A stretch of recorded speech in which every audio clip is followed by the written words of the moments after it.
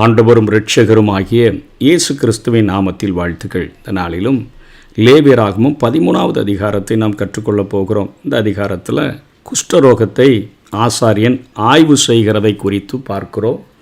அதற்கு அடுத்த அதிகாரத்தில் இந்த குஷ்டரோகத்திலிருந்து விடுதலை பெற்றவன் எப்படி சுத்திகரிப்பு செய்யப்பட வேண்டும் என்கிற காரியமானது இங்கே கொடுக்கப்பட்டிருக்கிறதை பார்க்கிறோம். ஒரு வகையில் ஆசாரியன் இங்கே ஒரு மருத்துவனாக அவன் தன்னுடைய பங்கை அவன் நிறைவேற்றுகிறதை குறித்து இந்த பகுதியில் எழுதப்பட்டிருக்கிறதை நம்ம பார்க்கிறோம்.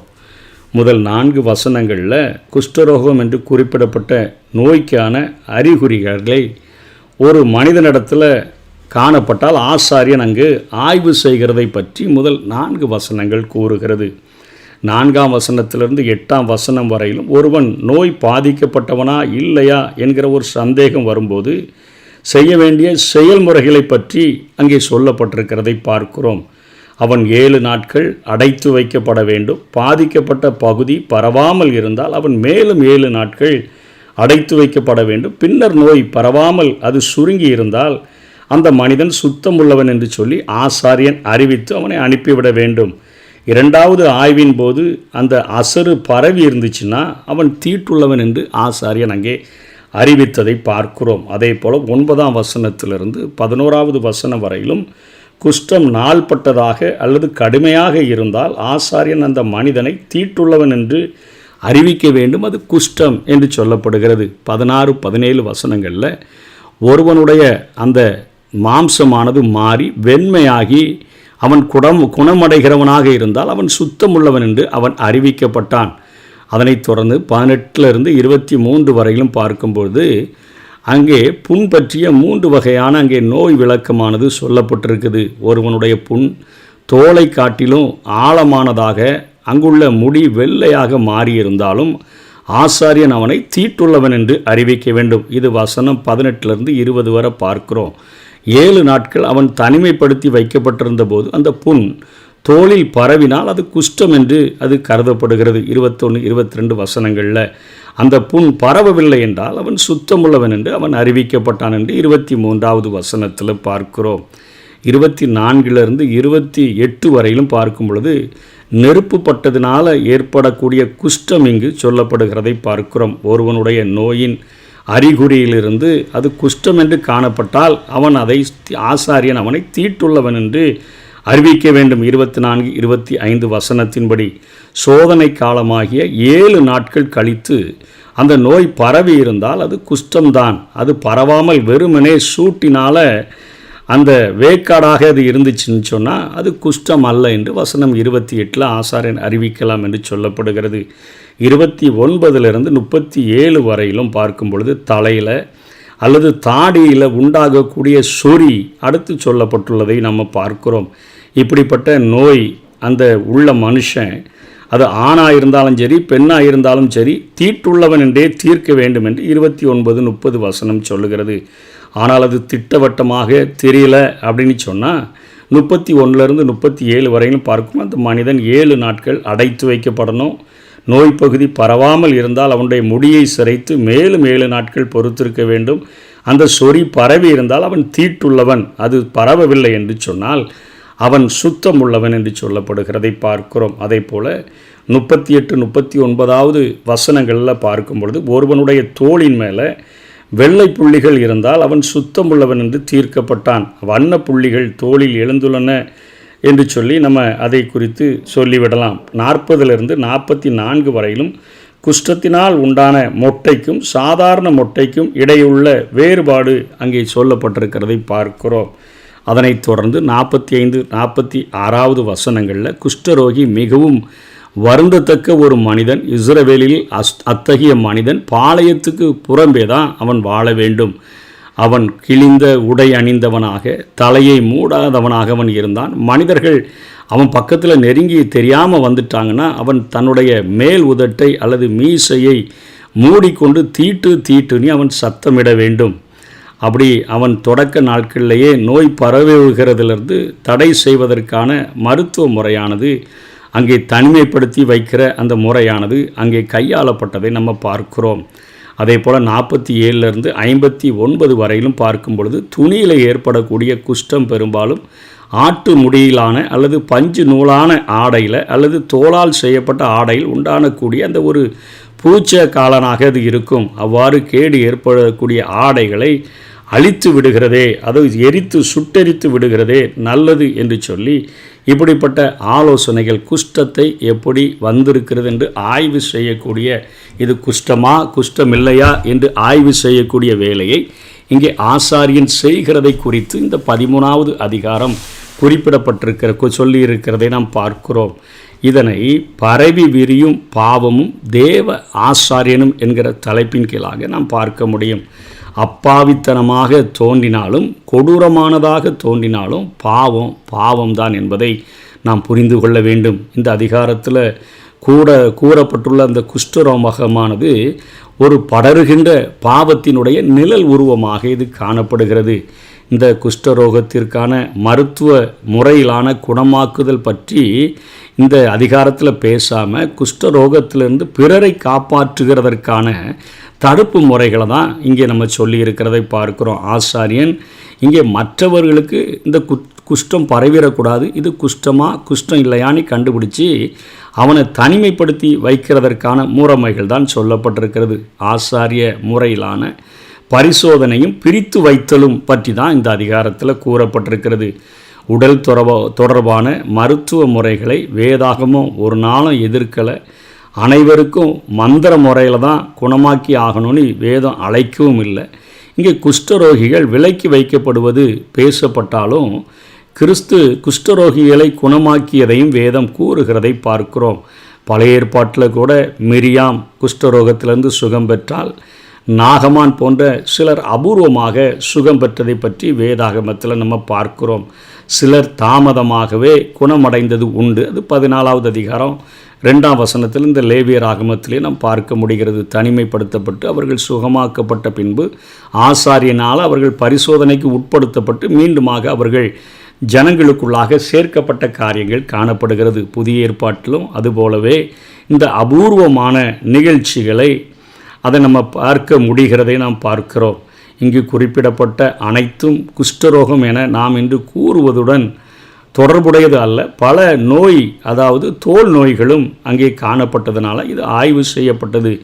இஸ்ரவேல் மக்களினுடைய ஆரோக்கிய பரிசுத்தம் பாளையத்துக்குள்ளே இருக்கணும் என்பதற்காக ஆண்டவர் இந்த முறைகளை ஆண்டவர் செய்ய சொன்னதை பார்க்கிறோம். விசுவாசிகளின் ஆன்மீக பரிசுத்தம் எப்படி பாளையத்துக்குள்ளே பரிசுத்தம் இருக்கணுமோ அதே போல் சபைக்குள்ளாக பரிசுத்தம், விசுவாசிகளுக்குள்ளாக பரிசுத்தம் இருக்க வேண்டும் என்று ஆண்டவர் விரும்புகிறார். அந்த நாட்களில் குஷ்டரோகம் கொடிய நோயும் குணமாக்குதலுக்கு அபூர்வமானதாகவும் கொஞ்சமாக காணப்பட்டு பின்பு பரவி மனிதரை முற்றிலுமாக சீரழிப்பதும் அவர்களை காயப்படுத்துவதும் வலியின்றியே வேதனையை தரக்கூடியதும் பரம்பரைகளுக்கு தாவும் பன்மையுடையதும் தெய்வீக திருப்பணிக்கு, அதாவது ஊழியத்துக்கு இடையூறு அளிப்பதுமாக பழைய நாட்களிலே இருந்தது. அதனை எடுத்துக்கொண்டு ஆன்மீக நிலையில் இந்த பாவத்தின் நிழலுருவமாக்க ஆவியானவர் அவர் நமக்கு விருப்பம் கொண்டதை இந்த அதிகாரத்தில் பார்க்கிறோம்.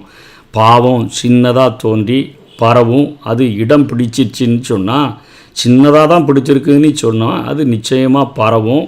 பரவி அது காயம், அதாவது புண்களை ஏற்படுத்தும். வழி இல்லாதது போல தான் சில நேரங்களில் அது தோன்றினாலும் மனசாட்சியை அழுக செய்து கொண்டே இருக்கும். அதாவது சிலர் நல் மனசாட்சியை தள்ளிவிட்டு விசுவாச கப்பலை சேதப்படுத்தினார்கள் என்று பவுல் எழுதுகிறாரே, அந்த நிலைமைக்கு விசுவாசிகளை பாவம் கொண்டு சென்றுவிடும். அது தேவ பிரசன்னத்தை விட்டு நம்மை தூரமாக்கும்.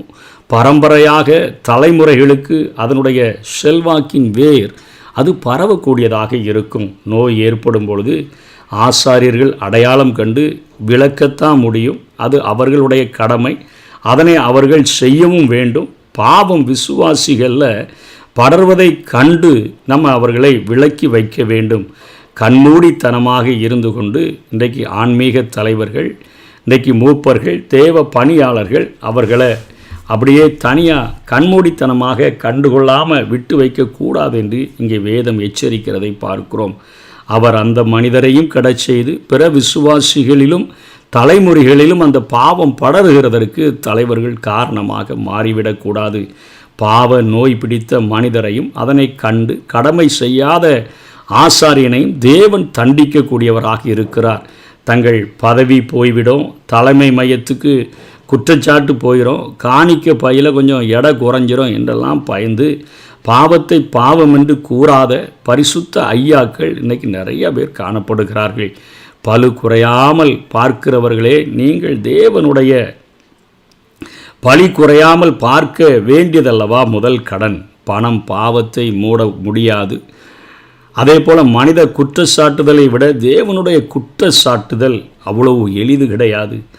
ஆசாரியனுடைய கடன் அது அவனுடைய கடமை குணமாக்குதல் அல்ல, அதனை தேவனே செய்வார். மனம் திரும்பி வரும் எவரையும் அவர் ஒருபோதும் தள்ளுகிறவர் அல்ல. எனவே மேற்பூச்சி ஆசீர்வாத வசன அந்த மருந்து தடவுதலை விட்டுட்டு உள்ளே படர்கின்ற அந்த தொழுநோய் பாவத்தை சுத்திகரிக்க அவர்களுக்கு எச்சரிப்பு கொடுக்கணும். பாளையத்துக்கு புறம்பே தள்ளுதல் பழி வாங்குவதற்காக அல்ல, சரியாக எச்சரித்து கவனித்து அந்த நாட்கள் நிறைவேறின பின்பு அது மீண்டும் தொடருமாயின் அவங்கள வெளியேற்றிடணும். தொடரலை, அவங்க மனம் வருந்தி மனம் திரும்பியிருக்காங்க, அவங்க பரிசுத்தம் அடைஞ்சிருக்காங்க, நாங்கள் என்ன சரியாக இருப்போம்னு வந்தால் அவர்களை பரிசோதித்து சபைகளுக்குள்ளாக ஏற்றுக்கொள்ள வேண்டும். இதுதான் இந்த அதிகாரத்தினுடைய ஆவிக்குரிய பாடமாக ஆவியானவர் சொல்லி கொடுக்கிற காரியங்கள். பாவம் செய்தவன் பணத்தை கொட்டி இன்றைக்கி மேடைகளையும் திருச்சபை நாற்காலிகளையும் பற்றி பிடித்து சொகுசாக அமர முனையும் பொழுது தேவனது தீர்க்கதரிசி அவனை தீட்டுள்ளவன் என்று தீர்க்க வேண்டும். அப்பொழுதுதான் அவன் தன்னை பரிசுத்தன் என்று அல்ல, அவன் தீட்டு என கத்தி கொண்டு தேவ சன்னிதானத்தில் அவன் விழ முடியும். ஆகவே இப்படிப்பட்ட தீர்க்கதரிசிகளை வேதம் எதிர்பார்க்கக்கூடியதாக இருக்கிறது. ஆண்டவரும் எதிர்பார்க்கிறார். பழக்கத்தில் படருகிற பாவங்களை குறித்து 47 59 வரையிலும் பார்க்கிறோம். அதாவது தொழுநோய் படரும் பாவத்தினுடைய நிழல் உருவமாக இந்த அதிகாரத்தில் காட்டப்பட்டிருக்கிறது. இங்கே உடை பயன்படுத்தும், அதாவது நம்ம பயன்படுத்துகின்ற உடை, பயன்படுத்துகிற பை, தோலினால் செய்த பொருட்கள் போன்றவற்றில் படரும் தொழுநோய் அல்லது பூஞ்சனம் பற்றி கூறப்படுகிறதை பார்க்கிறோம். மனிதனின் வாழ்வையோ அவன் பயன்படுத்தும் எதையுமே பாவம் பற்றி படர்ந்தால் அதனை அவன் விளக்க வேண்டும் என்று தான் 50, 54, 58 வசனங்கள் கூறுகிறது. அதாவது அவனுடைய சரீரத்தை இந்த தொழுநோய் பிடித்தாலோ அல்லது அவன் பயன்படுத்துகிற பை, தோலில் செய்த அவன் வைத்திருக்கிற பொருள்கள், அவன் போடுகிற உடைகள், இவைகளில் இந்த பூஞ்சனம் படர்ந்துச்சின்னு சொன்னால் அதை அவன் நிச்சயமாக விளக்க வேண்டும். முதல்ல அதற்கு பரிகாரம் அந்த காணுகிறதற்கு முயற்சி எடுத்து பார்க்கணும். அது முடியாததாயின் அதனை சுட்டெரித்து போட வேண்டும் என்று தான் 51வது வசனம் குறிப்பிடுகிறத நம்ம பார்க்கிறோம். 7ஆம் நாளிலே அதை பார்க்க கடவன். வஸ்திரத்திலாவது, பாவியிலாவது, உடையிலாவது, தோளிலாவது, தோளினால் செய்த எந்தவித வஸ்துவிலாவது அது அதிகப்பட்டிருந்தால் அது அரிக்கிற குஷ்டம், அது தீட்டாயிருக்கிறோம். அதை தான் அந்த 52 கடைசியில் ஆகையால் அக்னியினால் சுட்டெரிக்க வேண்டும், அதை அழிச்சிடணும்னு சொல்லி இங்கே வேதம் சொல்லுகிறதை பார்க்கிறோம். ஆசாரியம் இதையும் அடையாளம் காணணும். அதனை அவன் அதாவது சிறிய கழுவுதல்கள் தூய்மையாக்க அந்த அதாவது காணிக்கைகளை கொடுத்துட்டாங்க. அதனால் அவர்கள் பயன்படுத்துகிற பை, தோலில் செஞ்ச பொருள், அவங்க போடுற ட்ரெஸ்ஸு, இதிலெல்லாம் இருக்கிறத குறித்து நம்ம எச்சரிக்காமல் இருக்கக்கூடாது என்று இங்கே பார்க்கிறோம். அதாவது இன்றைக்கி நம்ம பார்க்கும்பொழுது விசுவாசிகளுடைய உடை, அவர்கள் போடுகிற உடையை பார்க்கும்போது அதிநிமித்தமாக பாவம் படருகிறதா, அவங்க போட்டிருக்கிற ஆபரணங்கள் மூலமாக பாவம் படருகிறதா, அவங்க செய்கிற தொழில் மூலமாக பாவம் படருதா, அவங்க வைத்திருக்கிற தொடர்புகள், அதாவது துன்மார்க்கருடைய ஆலோசனையில் நடவாமல், பாவிகளுடைய வழியில் நில்லாமல், பரியாசக்காரர்கள் உட்கார்கிற இடத்துல உட்காராமல் கர்த்தருடைய வேதத்தில் பிரியமாக இருந்து அப்படிப்பட்ட தொடர்புகளில் விசுவாசிகள் இருக்கிறார்களா? பொழுதுபோக்குகள் அப்படின்னு சொல்லிட்டுலாம் அவங்க நிறையா காரியங்களில் என்ஜாய் பண்ணுறாங்களா? களியாட்டுகள் இவைகளெல்லாம் கலந்து கொள்கிறார்களா என்பதையெல்லாம் ஆசாரியன் கவனிக்க வேண்டும். அதை அவர்கள் கண்டுபிடித்தால் கட்டுப்படுத்துவதற்கு முயற்சி எடுக்கணும். அதை எச்சரிக்கணும். இப்படிலாம் நீங்கள் செய்கிறது தப்புங்க. உங்களுடைய ட்ரெஸ்ஸுனால் பாவம் படருது. நீங்கள் போட்டிருக்கிற ஆபரணங்கள்னால, நீங்கள் செய்கிற தொழில்களினால், நீங்கள் வைத்திருக்கிற தொடர்புகளில், நீங்கள் பயன்படுத்துகிற பொழுதுபோக்குகளினால் இந்த பாவங்கள் மற்றவர்களை பாதிக்குது. ஒரு மனசாட்சியில் பலவீனமான ஒரு விசுவாசி இதனால் இடரல் அடைகிறான் அப்படின்னு சொல்லி இதை கட்டுப்படுத்துகிறதுக்கு முயற்சி எடுக்கணும். முடியாவிட்டால் அவைகள் சுட்டரிக்கப்பட வேண்டும். அதாவது எவ்வளவு உயர்ந்த விலை உடையதாக இருந்தாலும் அதனை இழந்து விடுகிறதற்கு தயாராக வேண்டும் என்று இங்கே வேதம் கற்றுக் கொடுக்கிறதை பார்க்கிறோம். இல்லை என்று சொன்னால் அது வாழ்க்கையை சீரழிச்சிரும். விசுவாசிகளுக்கு இன்றைக்கி சீருடையை போட்டுட்டு வாங்கன்னு சொல்லாவிட்டாலும் தகுதியான உடையை அணிகிறதற்கு இன்றைக்கு போதிக்க வேண்டும். எந்த தொழில் இல்லாவிட்டாலும் இந்த தொழில் தான் எனக்கு நிறையா வருமானத்தை தருது அப்படின்னு சொல்லி பாவம் நிறைந்த தொழில்களை செய்யாதபடி நேர்மையான தொழில்களை செய்ய வேண்டும். கொஞ்சம் பொழுதுபோக்கு இளைப்பாறுதல் அது தவறில்லை அப்படின்னு சொன்னாலும் எவை தகுதியானவை எவை தகுதி உடையவை என்று வேதம் வகையறுக்கக்கூடியதாக இருக்கிறது. ஆகவே அதை புரிந்து கொண்டு படருகிற பாவத்தை குறித்த ஒரு தெளிவுள்ளவர்களாக விசுவாசிகள் வாழ வேண்டும் என்பதைத்தான் இந்த அதிகாரம் நமக்கு போதிக்கிறது. இங்கே ஆசாரியனுடைய கடமை பாவத்தை கண்டுபிடிக்க வேண்டும். அதாவது குஷ்டத்தை கண்டுபிடிக்க வேண்டும். குஷ்டம் பரவுதான்னு பார்க்கணும். பரவிச்சுன்னா தீட்டுள்ளவன் என்று அறிவித்து பாளையத்துக்கு புறம்பே தள்ளிடணும். அதே போல் திருச்சபைகளுக்குள்ளாக விசுவாசிகள் பாவத்தில் பிடிபட்டால் அந்த பாவத்தை திரும்ப தொடர்ந்து செய்து பாவத்திற்கு மேலே பாவம் செய்கிறார்களா, எச்சரிக்கப்பட்டு அதை விட்டு விடுகிறார்களா என்று பார்க்க வேண்டும். பரவிக்கொண்டே இருந்தால் அவர்கள் சபைக்கு புறம்பாக்கப்பட வேண்டும். அங்கே வெளியே புறம்பாக்கப்பட்ட அந்த நிலைமையில் அவர்கள் மனம் திரும்பி மனங்கசந்து அழுது தேவனுடைய சமூகத்தில் பாவ மன்னிப்பை பெற்று மீண்டுமாக வந்தால் அவர்களை சோதித்து பார்த்து அவர்களை சபைகளுக்குள்ளாக சேர்த்து கொள்ள வேண்டும். விசுவாசிகள் பயன்படுத்துகிற உடைகள், விசுவாசிகள் அவர்கள் பழகுகிற அந்த தொடர்புகள், அவர்களுடைய தொழில் எப்படி வருமானம் சம்பாதிக்கிறாங்க, எதை கொண்டு காணிக்காக வைக்கிறார்கள் என்கிற காரியங்கள், தொழில் நேர்மையுடையதாக செய்கிறாங்களா, இல்லை ஏதாவது கடத்தல் தொழில் செய்கிறாங்களா, இவைகளையெல்லாம் ஆராய்ந்து பார்த்து அதை சரி செய்கிறதற்கு முயற்சி எடுக்க வேண்டும். அவர்கள் அணிகிற ஆபரணங்கள் மற்றவர்களை பாதிக்குதா, இதை எல்லாவற்றையும் ஆராய்ந்து பார்த்து இது நிமித்தமாய் பாவம் படருகிறது என்று சொன்னால் அவர்களை கொஞ்ச நாளைக்கு சபையை விட்டு தள்ளி வைக்க வேண்டும். மனம் திரும்பி சரியான முறையில் அவர்கள் ஆண்டவரை ஏற்றுக்கொண்டு திரும்பவும் அவர்கள் வந்தால் அவர்களை சோதித்து பார்த்து ஏற்றுக்கொள்ள வேண்டும் என்று தேவன் விரும்புகிறார். நான் பரிசுத்தராய் இருக்கிறது போல நீங்களும் பரிசுத்தராய் இருங்கள் என்பதுதான் இந்த உலகத்தை உண்டாக்கினவருடைய ஒரு மிகப்பெரிய ஒரு அழைப்பு, மிகப்பெரிய ஒரு வாஞ்சை. இதுதான் அவருடைய சித்தம். ஆகவே நம்முடைய உடலிலும் நாம் வைத்திருக்கிற உடைகள், நாம் அணிகிற உடைகளிலும் ஆபரணங்களிலும், அதாவது உள்ளேயும் வெளியேயும் ஆண்டவர் பரிசுத்தமாய் வாழ வேண்டும் என்று விரும்புகிறார். உள்ளும் புறம்பும் சுத்திகரிக்கப்பட்ட ஒரு வாழ்க்கையை ஆண்டவர் விரும்புகிறார். அதற்கு நம்மை அர்ப்பணித்து வாழுவோம். கர்த்தர் தாமே நம்மை ஆசீர்வதிப்பாராக. ஆமென்.